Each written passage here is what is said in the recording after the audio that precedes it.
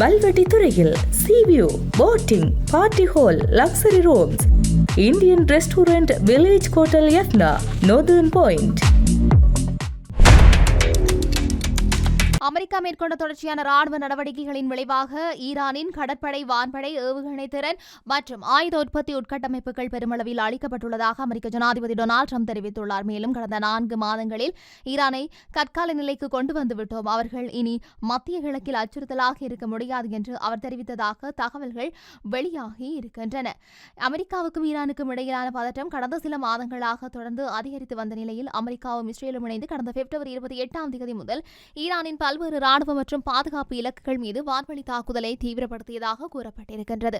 பல கட்டங்களாக நடத்தப்பட்ட இந்த தாக்குதலில் ஏவுகணை தளங்கள், ராணுவ முகாம்கள், ஆயுத கிடங்குகள், ரேடர் மையங்கள், வான் பாதுகாப்பு அமைப்புகள் மற்றும் கடற்படை தளங்கள் உள்ளிட்ட முக்கிய இலக்குகள் குறிவைக்கப்பட்டதாக தகவல்கள் தெரிவிக்கின்றன. தொடர்ச்சியாக நடைபெற்ற தாக்குதல்களால் ஈரானின் பல மாகாணங்களில் கடுமையான சேதம் ஏற்பட்டதாகவும், ராணுவ வீரர்கள் மட்டுமன்றி பெண்கள், குழந்தைகள் உள்ளிட்ட பொதுமக்களும் உயிரிழந்ததாகவும் வெளிநாட்டு ஊடகங்கள் செய்தி வெளியிட்டிருக்கின்றன. உயிரிழப்புகளின் எண்ணிக்கை 1000 தாண்டியுள்ளதாக கூறப்படும் நிலையில் பல ஆயிரம் பேர் காயமடைந்ததாகவும், ஆயிரக்கணக்கான குடும்பங்கள் இடம்பெயர்ந்ததாகவும் தெரிவிக்கப்பட்டிருக்கின்றது. இந்த மோதல் உலக நாடுகளிடையே பெரும் கவனத்தை ஏற்படுத்தியிருக்கின்றது. ஐக்கிய நாடுகள் சபை, ஐரோப்பிய ஒன்றியம் மற்றும் பல நாடுகள் உடனடி போர் நிறுத்தம் மேற்கொள்ள வேண்டும் என்றும், பிரச்சினைக்கு ராஜதந்திர வழியில் தீர்வு காண வேண்டும் என்றும் வலியுறுத்தின. இதனைத் தொடர்ந்து பல கட்டங்களாக நடைபெற்ற அமைதி பேச்சுவார்த்தைகளின் மூலம் பதற்றம் ஓரளவு குறைந்ததாக கூறப்பட்டாலும் நிலைமை முழுமையாக சீராகவில்லை. இந்த சூழ்நிலையிலேயே உலகின் மிக முக்கியமான எண்ணெய் போக்குவரத்து பாதைகளில் ஒன்றான ஹார்முஸ் நீரிணை பகுதியில் மீண்டும் பதற்றம் அதிகரித்தது. சர்வதேச கப்பல் போக்குவரத்துக்கு அச்சுறுத்தல் ஏற்பட்டதாக அமெரிக்கா குற்றம் சாட்டிய நிலையில் ஈரான் தொடர்புடையதாக கூறப்படும் பல கப்பல்கள் மீது தாக்குதல் நடத்தப்பட்டதாக தகவல்கள் வெளியாகின. இதனைத் தொடர்ந்து அமெரிக்கா புதிய ராணுவ நடவடிக்கைகளை மேற்கொண்டதாக தெரிவிக்கப்படுகின்றது. இந்த நடவடிக்கைகள் குறித்து செய்தியாளர்களிடம் பேசிய ஜனாதிபதி டொனால்டு ட்ரம்ப், ஹார்முஸ் நீரிணை வழியாக நடைபெறும் சர்வதேச கப்பல் போக்குவரத்தின் பாதுகாப்பை உறுதிப்படுத்தும் நோக்கிலேயே இந்த நடவடிக்கைகள் மேற்கொள்ளப்பட்டன. உலக வர்த்தகத்திற்கு அத்தியாவசியமான இந்த கடற்பாதையில் எந்தவித அச்சுறுத்தலையும் அமெரிக்கா அனுமதிக்காது என்று தெரிவித்துள்ளார். மேலும் பேசிய அவர், ஈரானின் ராணுவ அமைப்புகள் மிகப்பெரிய அளவில் சேதமடைந்துள்ளன. அவர்களிடமிருந்த 159 கடற்படை கப்பல்களில் பெரும்பாலானவை தாக்கப்பட்டு கடலுக்குள் மூழ்கடிக்கப்பட்டுள்ளன. ஈரானின் கடற்படை தற்போது முன்பிருந்த வலிமையை இழந்துள்ளது. அதேபோல அவர்களிடமிருந்த சுமார் 200 பேர்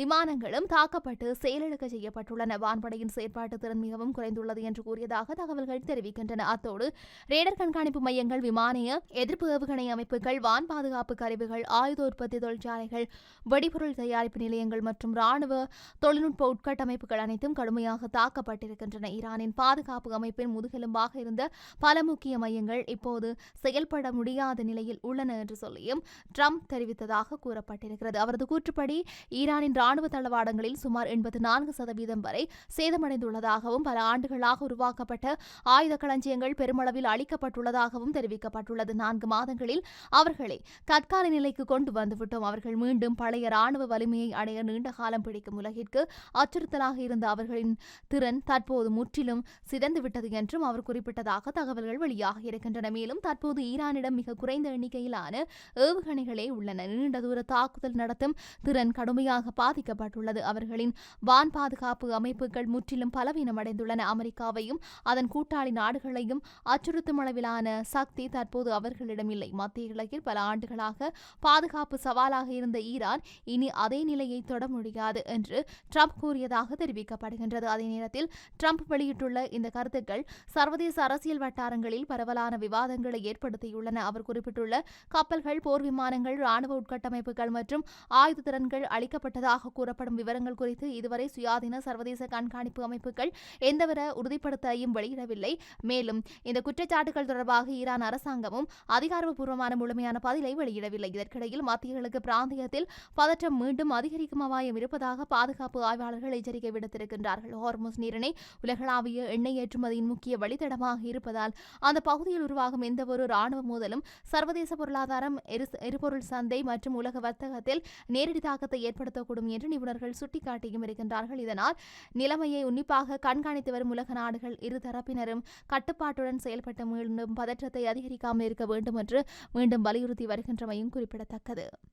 இவை எப்படி இருக்க, ரஷ்யா உக்ரைன் தலைநகர் கீவை குறிவைத்து ஏவிய 5 பாலிஸ்டிக் ஏவுகணைகளையும் உக்ரைனின் வான் பாதுகாப்பு படைகள் வெற்றிகரமாக இடைமறித்து அளித்துள்ளதாக உக்ரைன் விமானப்படை அதிகாரப்பூர்வமாக அறிவித்துள்ளது. ட்ரோன்களை விட அதிவேகத்தில் பயணிக்கும் பாலிஸ்டிக் ஏவுகணைகளை இடைமறிப்பது மிகவும் சவாலான ஒன்றாக கருதப்படும் நிலையில் இந்த நடவடிக்கை உக்ரைனின் வான் பாதுகாப்பு திறனை மீண்டும் வெளிப்படுத்தியுள்ளதாக பாதுகாப்பு வட்டாரங்கள் தெரிவித்திருக்கின்றன. உக்ரைனின் பல்வேறு நகரங்களை குறிவைத்து ரஷ்யா கடந்த சில வாரங்களாக ஏவுகணை மற்றும் ட்ரோன் தாக்குதல்களை தீவிரப்படுத்தி வரும் நிலையில் சமீபத்திய தாக்குதல்களில் தலைநகர் கீவ் முக்கிய இலக்காக தேர்வு செய்யப்பட்டதாக கூறப்படுகின்றது.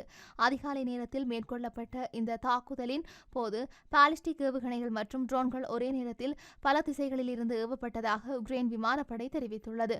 தாக்குதல் குறித்து விளக்கமளித்த உக்ரைன் விமானப்படை ரஷ்யா ஏவிய 5 பாலிஸ்டிக் ஏவுகணைகளும் வான் பாதுகாப்பு அமைப்புகளால் வெற்றிகரமாக இடைமறிக்கப்பட்டு அளிக்கப்பட்டன. அதே நேரத்தில் ஏவப்பட்ட சில ட்ரோன்கள் மற்றும் ஏவுகணைகள் வான் பாதுகாப்பு வளையத்தை தாண்டி இலக்குகளை சென்றடைந்தன என்று தெரிவித்துள்ளது.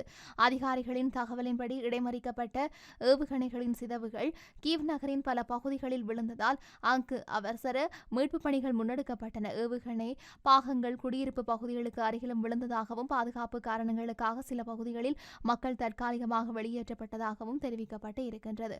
இந்த தாக்குதலின் விளைவாக கீவ் நகரில் அமைந்திருந்த 2 பெரிய கிடங்குகளில் தீ விபத்து ஏற்பட்டதாகவும் ஒரு பள்ளி கட்டிடம் சேதமடைந்ததாகவும் கீவ் நகர மேஜர் வித்தாலி கிளிட்ஸ்கோ தெரிவித்திருக்கின்றார். தீயணைப்பு மற்றும் மீட்பு படையினர் சம்பவ இடங்களுக்கு விரைந்து சென்று தீயை கட்டுப்படுத்தும் பணியில் ஈடுபட்டதாகவும் சேதமடைந்த பகுதியில் பாதுகாப்பு ஆய்வுகள் தொடர்ந்து நடைபெற்று வருவதாகவும் அவர் குறிப்பிட்டிருக்கிறார். மேலும் தாக்குதலில் பொதுமக்களின் உயிரிழப்புகள் அல்லது காயங்கள் தொடர்பான முழுமையான தகவல்கள் உடனடியாக வெளியாகவில்லை என்றும் சேத மதிப்பீட்டு பணிகள் தொடர்ந்து நடைபெற்று வருவதாகவும் உள்ளூர் நிர்வாகம் தெரிவித்தும் இருக்கின்றது.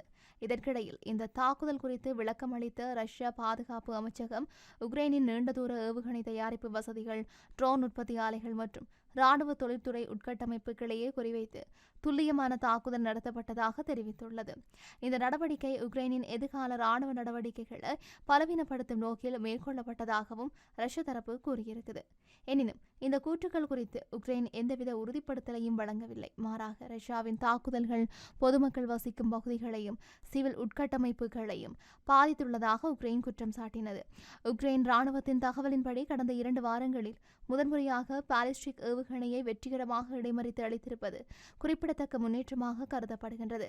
பாலிஸ்டிக் ஏவுகணைகள் அதிவேகத்தில் பயணிப்பதாலும் அவற்றின் பறக்கும் பாதையை கணித்து இடைமறிப்பது தொழில்நுட்ப ரீதியாக மிகவும் சிக்கலானதுமான காரணத்தால் இத்தகைய வெற்றி உக்ரைனின் வான் பாதுகாப்பு அமைப்புக்கு முக்கிய சாதனையாக பார்க்கப்படுகிறது. மேலும் உக்ரைன் வெளியிட்ட தகவலின்படி சமீபத்திய தாக்குதலில் மொத்தம் 25 ரஷ்ய ட்ரோன்கள் மற்றும் ஏவுகணைகள் நாட்டின் 17 வெவ்வேறு இடங்களை குறிவைத்து ஏவப்பட்டுள்ளன. இதில் இடைமறிக்கப்பட்ட ஏவுகணைகளின் சிதைவுகள் மட்டும் சுமார் 10 பகுதிகளில் விழுந்ததாகவும் அவை கட்டடங்கள், சாலைகள் மற்றும் மின் கட்டமைப்புகளுக்கு சேதத்தை ஏற்படுத்தியதாகவும் தெரிவிக்கப்பட்டு இருக்கின்றது. ரஷ்யாவின் பாலிஸ்டிக் ஏவுகணை தாக்குதலுக்கு எதிராக உக்ரைன் பெருமளவில் அமெரிக்கா வழங்கிய பேட்ரியாட் வான் பாதுகாப்பு அமைப்பை பயன்படுத்தி வருகின்றது. இந்த அமைப்பு உலகின் மிகவும் திறன் வாய்ந்த ஏவுகணை தடுப்பு தொழில்நுட்பங்களில் ஒன்றாக கருதப்பட்டாலும் தொடர்ச்சியான போர் நடவடிக்கைகள் காரணமாக தேவையான இடைமறிப்பு ஏவுகணைகளின் இருப்பு குறைந்து வருவதாக தகவல்கள் வெளியாகியும் இருக்கின்றன. வல்வெட்டி துறையில் sea view, boating, party hall, luxury rooms, Indian restaurant, village hotel Yathna, northern point.